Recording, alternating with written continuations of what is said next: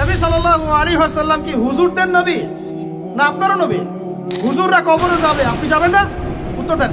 হুজুরদের নবী মুহাম্মদ সাল্লাল্লাহু আলাইহি ওয়াসাল্লাম আমাদের নবী নন? নবী সাল্লাল্লাহু আলাইহি ওয়াসাল্লাম শুধু সাহাবীদের জন্য আসছিলেন না আমাদের সবার জন্য আসছিলেন? নবী সাল্লাল্লাহু আলাইহি ওয়াসাল্লাম সারা জীবনে যে কষ্টগুলো স্বীকার করেছেন তা নিজের জন্য না আমাদের জন্য? কিয়ামতের মাঠে তার সুপারিশ ছাড়া আপনি পার পাবেন? তাহলে আপনাকে সুন্নত কেন শেখাতে হবে? তাহলে আপনার মধ্যে তার সুন্নত থাকবে না কেন? আপনার চেহারায় দাড়ি নাই কেন? আপনার প্যান্টটা টাকনোর নিচে কেন? কেন আপনি নবী সাল্লাল্লাহু আলাইহি ওয়াসাল্লামের জীবনী সারা জীবনও একবার পড়ে দেখতে পারলেন না?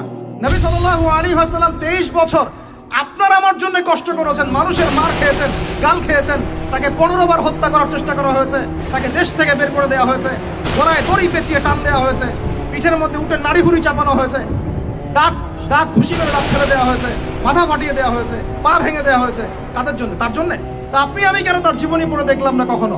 কেন আপনার চেহারায় দাড়ি থাকবে না, আমার চেহারা দাড়ি থাকবে না? কেন আমাদের প্যান্ট টাকনুর নিচে উপরে উপরে থাকবে না? কেন আমাদের কথাবার্তা, চাল চলন, খাওয়া দাওয়া, ইস্তেঞ্জা করা, নামাজ পড়া, প্রতিটা অ্যাক্টিভিটি সুন্নাহ মাফিক কেন হবে না? এটা আপনাকে হুজুরকে শেখাতে হবে কেন? এটা তো আপনার দায়িত্ব শেখা, নিজের দায়িত্ব। আল্লাহর রাস্তায় বের হতে আপনাকে বলতে হবে কেন? নিজের তাগাদা থেকে আপনি বের হবেন। হুজুররা কবরে যাবে, আপনি যাবেন না? উত্তর দেন। হুজুররা, তোমরা উত্তর দাও, ছেলেরা, ইয়াং জেনারেশন, তোমরা যারা আছো, হুজুররা কবরে যাবে, আমরা যাব না? হুজুরদের নবী মুহাম্মদ সাল্লাল্লাহু আলাইহি ওয়াসাল্লাম আমাদের নবী নন? নবী সাল্লাল্লাহু আলাইহি ওয়াসাল্লাম শুধু সাহাবীদের জন্য আসছিলেন না আমাদের সবার জন্য আসছিলেন? নবী সাল্লাল্লাহু আলাইহি ওয়াসাল্লাম সারা জীবনে যে কষ্টগুলো স্বীকার করেছেন তা নিজের জন্য না আমাদের জন্য? কিয়ামতের মাঠে তার সুপারিশ ছাড়া আপনি পার পাবেন? তাহলে আপনাকে সুন্নত কেন শেখাতে হবে? কেন আপনাকে মেসি নেইমারের হিস্ট্রি পড়াতে হয় না? আপনি তো নিজেই জানেন। কেন আপনাকে এই নায়ক নায়িকাদের হিস্ট্রি পড়াতে হয় না? আপনি নিজেই জানেন, খোঁজ খবর নেন। কিন্তু মুহাম্মদ সাল্লাল্লাহু আলাইহি ওয়াসাল্লাম সম্পর্কে এত গাফেল কেন? সুন্নত না জানলে বেদাত চিনবেন কিভাবে? সুন্নত চিনলে পরে তো বেদাত চেনা যাবে যে এগুলো সুন্নত, এগুলোর বাইরের গুলো বেদাত। তখন তো বেদাতের আলাদা করে সংজ্ঞা আপনাকে শেখাতেই হয় না। মুসলিম পরিবারে জন্ম নিয়েও তাওহীদ চিনতে পারছি না, শিরকের মধ্যে লিপ্ত আছে। সুন্নত চিনতে পারছি না, বেদাতে লিপ্ত আছে। নামাজ, সুবহানাল্লাহ, মুসলিম পরিবারে জন্মগ্রহণ করে নামাজ পড়েন না কেন? নামাজ কি হুজুরদের উপর ফরজ? বলেন। আপনার বয়স কি 10 বছরের নিচে? তাহলে আপনি নামাজ পড়েন না কেন? ফরজ মানে কি? আপনি ইচ্ছা হইলে করলেন, ইচ্ছা হইলে করবেন না, নাকি? এটা ফরজ? ফরজ হয়তো বোঝেন। ফরজ কি? ওই যে প্রত্যেক রাতে যে মেয়ের সাথে খষ্টি নষ্টি না করলে আপনার ঘুম হয় না, ওইটা হচ্ছে ফরজ।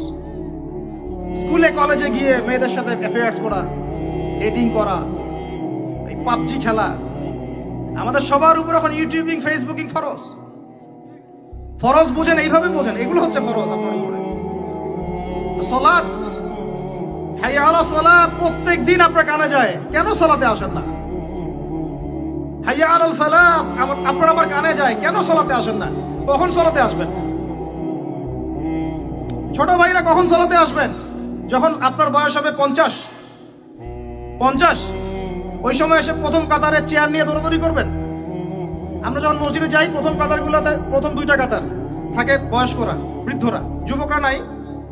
আর ওই সময় চেয়ার নিয়ে মারামারি, কারণ এখন তো সেজদা দেওয়ার মতো শরীরে ক্ষমতা নাই। আর কে আগে চেয়ার দখল করতে পারে, ওই হচ্ছে প্রতিযোগিতা। তো আমরা কি ওই সময়ের জন্য অপেক্ষা করছি? সুবহানাল্লাহ। নামাজ পড়লে কি আপনি জঙ্গি হয়ে যাবেন? নামাজ পড়লে আপনি কি মানবতা বিরোধী অপরাধী হয়ে যাবেন? এই ফাইজলামি মার্কা কথাবার্তা যারা বলবে, সমাজ থেকে বয়কট করে দিবেন, সামাজিক প্রতিবাদ করে তুলবেন। এই শব্দগুলো সস্তা করতে করতে যাকে তাকে যা ইচ্ছা তাই বলে বেড়াচ্ছে। ধর্মের কথা, ইসলামের কথা বললেই মানুষ সন্ত্রাসী হয়ে যায়। আমরা কি শান্তিপূর্ণ পরিবেশের মধ্যে অশান্তি সৃষ্টি করতে চাই? কশিনকালেও নয়। কিন্তু আপনার ছেলে, আমার ভাই, আপনার বোন নামাজ পড়বে না কেন? নামাজ পড়লে কি মানুষ খারাপ হয়ে যাবে?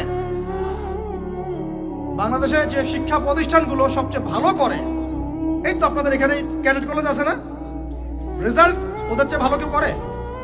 দেখেন, প্রত্যেকটা স্টুডেন্ট যাদের নামাজ ফরজ, নামাজ পড়ে ঠিকঠাক করে, 5 ওয়াক্ত নামাজ টাইম টু টাইম পড়ে। 5 ওয়াক্ত নামাজ তারা টাইম টু টাইম পড়তে পারে। ফিজিক্যাল এক্সারসাইজ করে, খাওয়ার সময় খায়, খেলার সময় খেলে, ঘুমের সময় ঘুমায়, পড়ার সময় পড়ে, তারা ভালো করে না? ভাই মুসলিম পরিবারে জন্ম নিয়েও নামাজ পড়ি না। আরো বড় কথা তো বলতে বাকি আছে এখন। মুসলিম পরিবারে জন্ম নিয়েও হালাল খায় না, বেশিরভাগই হারামের সাথে থাকে। আমাদের সমাজের ম্যাক্সিমাম সুদখোর এখন, ম্যাক্সিমাম।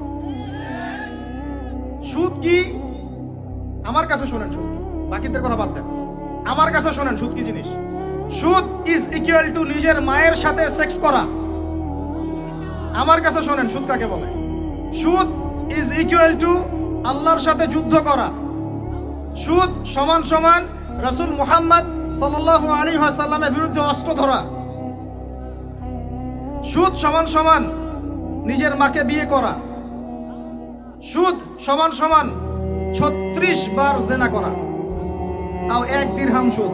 1 দিরহাম সুদ কোথায় আছে এগুলা? আমি কি আসমান থেকে কথাগুলো বললাম?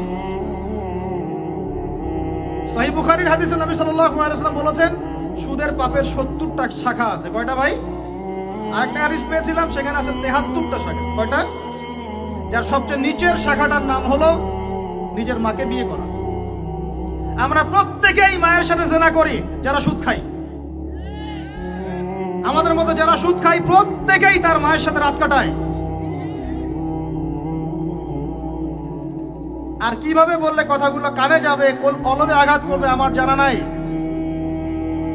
আমরা এটা শুধু খাই না, এটা ফরজ হয়ে গেছে এখন।